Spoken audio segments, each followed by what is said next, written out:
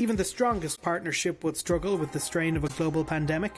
We've asked the EU's Health Commissioner to talk us through the Union's collaborative response to COVID-19 and to explain what happens next across the continent. Here is CNBC's Karen So and Commissioner Stella KYRIAKIDES.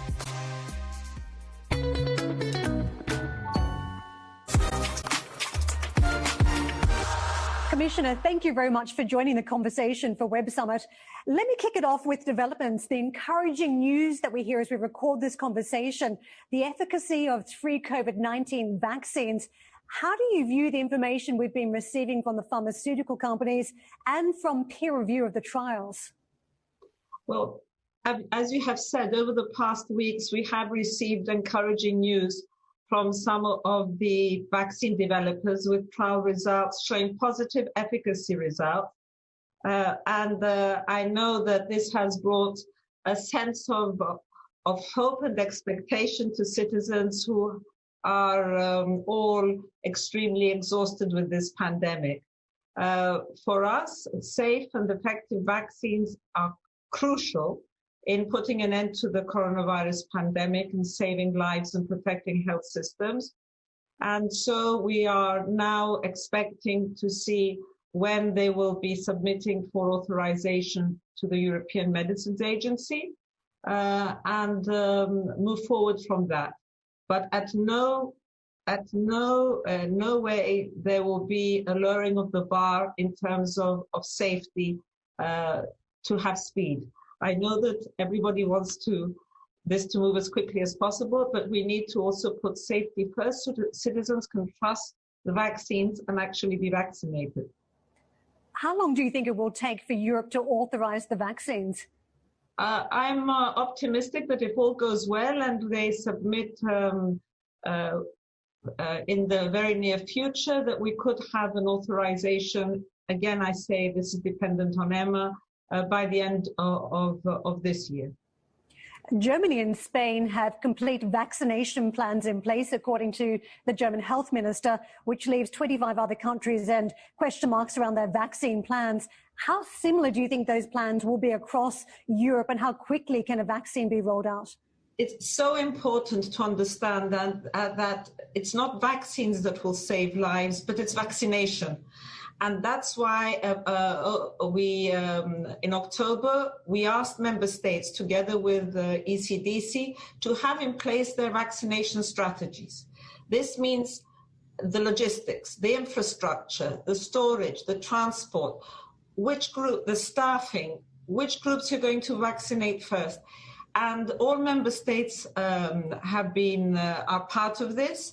And we will be following it up at the end of this week with ECDC to see where they are with their vaccination strategies. This is key.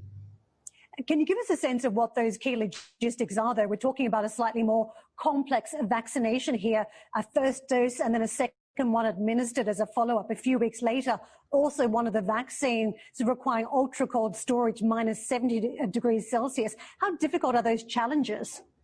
There are challenges, but they're not challenges that cannot be dealt with as long as we are able to plan well in advance. And this is why we started planning with member states from October.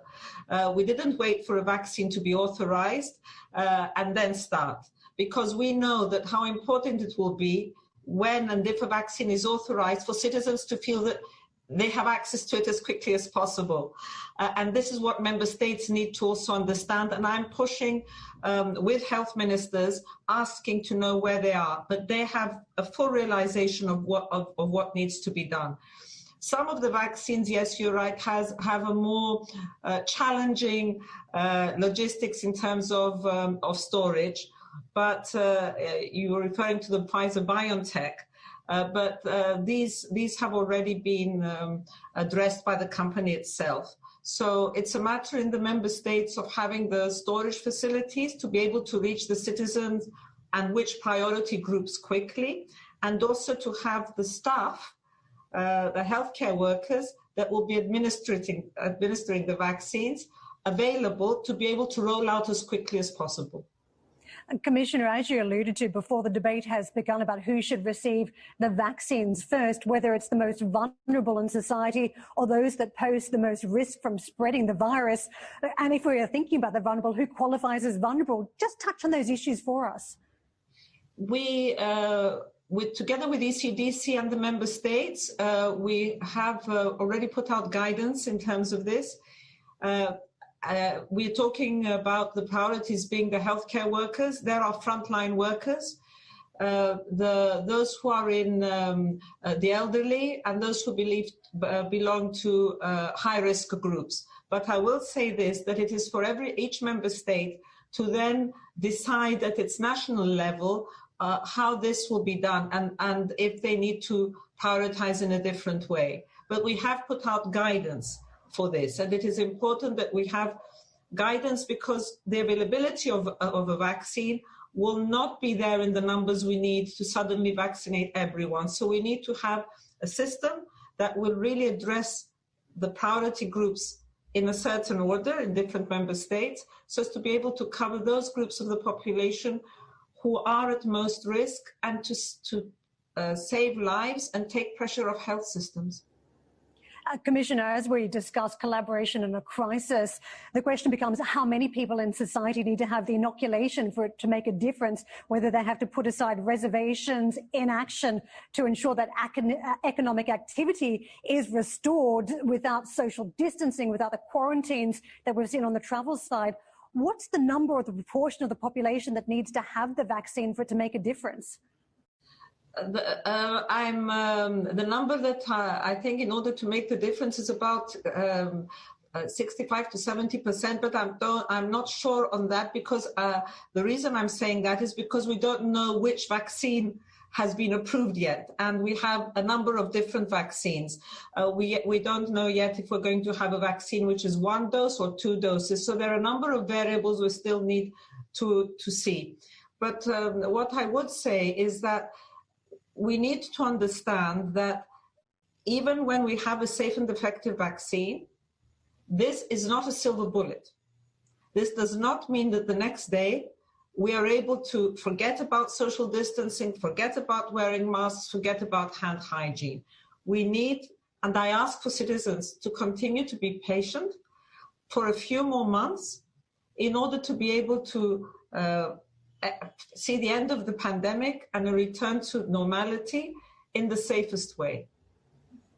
So, Commissioner, how much collaboration are we likely to see across Europe in this approach? Because France is already having the debate about whether there should be mandatory vaccines. Spain says it's too early at this stage.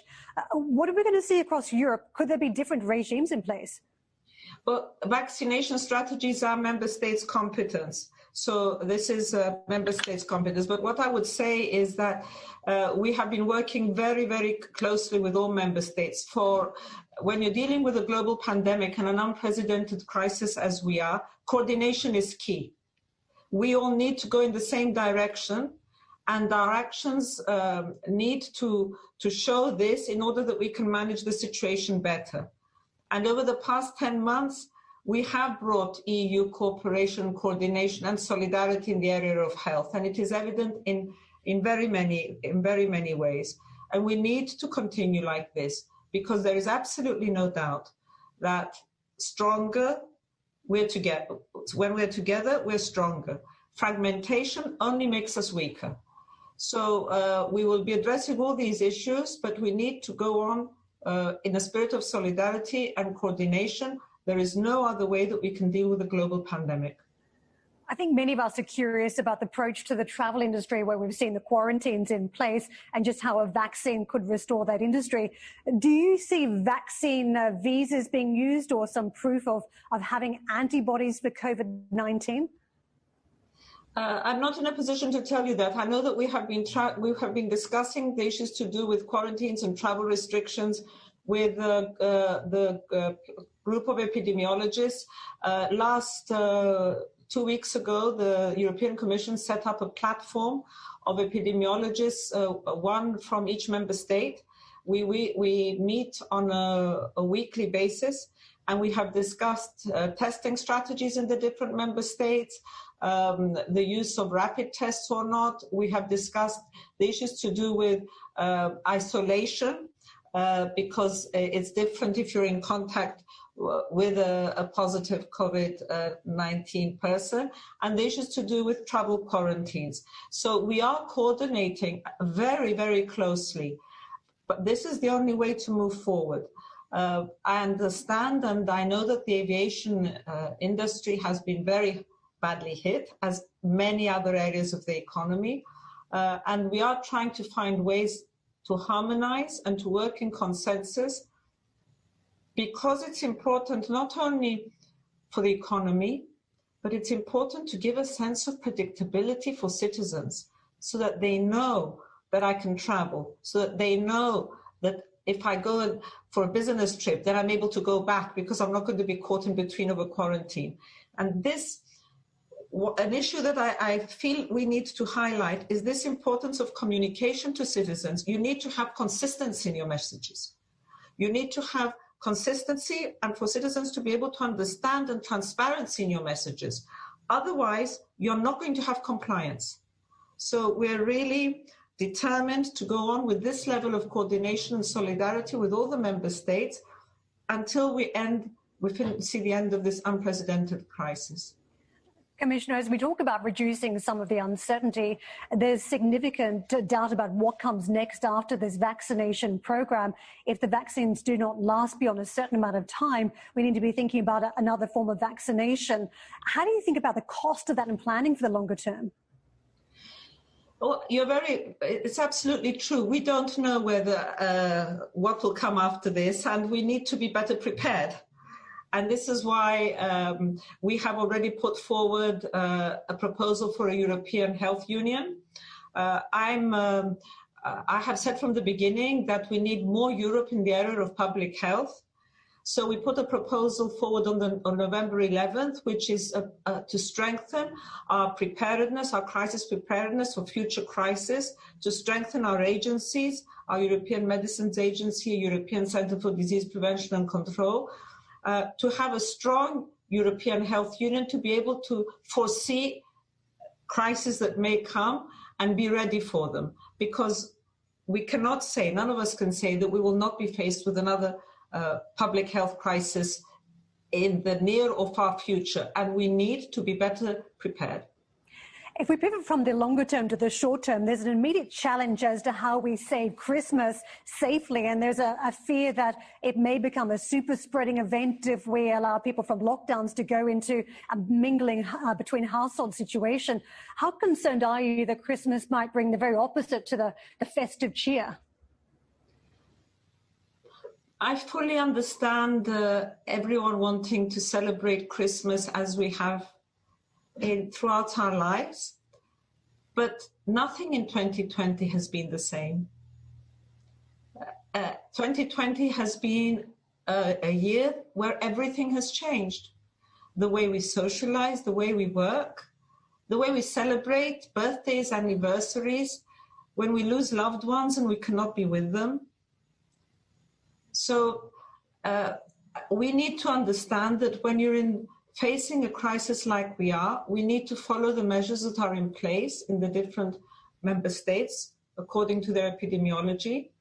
And possibly the best Christmas present is to continue to be protective towards ourselves and towards our loved ones. For myself, this is something that I think is the most important. We want to be able to celebrate many other Christmases and not have anyone missing because we didn't protect our loved ones, the elderly, the more vulnerable this year. It will be a different Christmas across every single country. Already there's a discussion about what comes after Christmas, and there's a concern that becomes even more difficult the further we go along to impose fresh lockdowns. There's still some time between now and when the vaccination programs are rolled out. How concerned are you that more lockdowns will be required after this one? This very much depends on what we have in terms of numbers. In the European Union at the moment, we are seeing that numbers, incidence is now starting to plateau in several member states, which was going up. which shows that the measures taken have been effective. So it really will depend very much on what the situation is. The aim is not to have lockdowns. The aim is to have the measures in place that allows economies and lives to continue to work until we have a vaccine that will be rolled out in the sufficient numbers to protect people. But we also need to understand that the virus is there. It's circulating among us, and we need to continue taking our measures. Can I ask you about some of the criticism about the way Europe has handled this pandemic? And I can throw the United States in. The world has been watching, and Asia seems to be the gold standard, a part of the world that's used to dealing with viruses across hugely populated areas. Do you think there is more that we can learn from Asia and how they've handled this pandemic? I fully understand that at the beginning of this pandemic, we were caught, or the whole world, I think, was caught almost unprepared.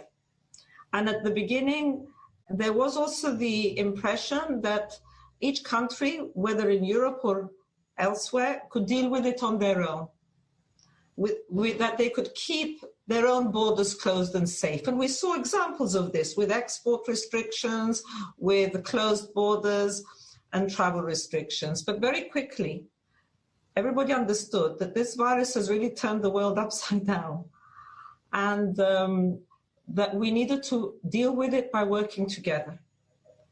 I believe that since after the first initial weeks, this is how we have moved, with all member states working together, dealing with the problems and the challenges.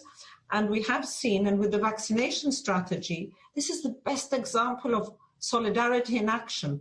27 member states working together with the European Commission, negotiating with and for the member states. And we've already signed 5 contracts and are now negotiating and hopefully finalizing another 2. So that's the strength of solidarity. Can I ask you about one of the worst case scenarios, a total health system breakdown in a European country? How close do you think we've come to that happening?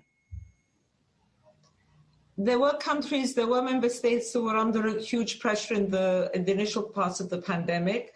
But what many times we don't see is the support and the solidarity that existed between countries. So we saw health workers, doctors and nurses from Norway going to the north of Italy and spending weeks there to support their colleagues. We saw patients being taken cross-border into other countries when the ICU hospitals were full. So there are many, many occasions which shows that we are stronger together and by working together. What we've also seen during this crisis, the use of technology, and as we speak to many in the audience at Web Summit, what can you say about the adoption of that technology very quickly during this pandemic? Yes, it's moved very quickly, and we have now the mobile apps for mobile tracing apps, which are proving to be very useful. I think they're already rolled out in 19 member states, and the effort is to make them interoperable across member states, which will really help travel and movement. So we have also seen how technology has risen to the challenge, and people have risen to the challenge, with businesses continuing to work remotely. There has been, I said that this pandemic has been life-changing in very many different ways. But most of all, it has really exhausted people, citizens, due to this change. And economies cannot afford for us not to find a way out. And this is why we really have invested so much effort in supporting the research for a safe and effective vaccine. Let me ask you a little bit about the global politics. President Trump, in many ways, has made it challenging for leaders globally to take coronavirus seriously, downplaying the virus at times to populations, refusing to wear a mask often, and also holding very public events leading up to the election. How big a change do you think President-elect Biden makes to the overall tone around coronavirus? Well, there are different approaches, obviously, in the way that the COVID pandemic is being tackled. But what I can say is that what we need to understand is that when we say no one is safe until everyone is safe, it isn't just a statement. It's a reality. And we've worked very closely with the WHO from the beginning, and we have played a leading role in the global efforts to stop the virus, because this needs to be a global effort. We've raised 16 billion in funds for research for the purchase of vaccines and medicines for the global community, and we will continue to do that because we need to make sure that we can deploy a vaccine as quickly as possible to all parts of the world and to the countries who are not able themselves to purchase it. So this needs to be a global effort because it's a pandemic that has such wide-reaching and devastating consequences. Commissioner, we're going to leave it on that note. Thank you so much for joining us for Web Summit. Let me toss it back to the studio in Lisbon. I want to thank you for this opportunity. Thank you so much.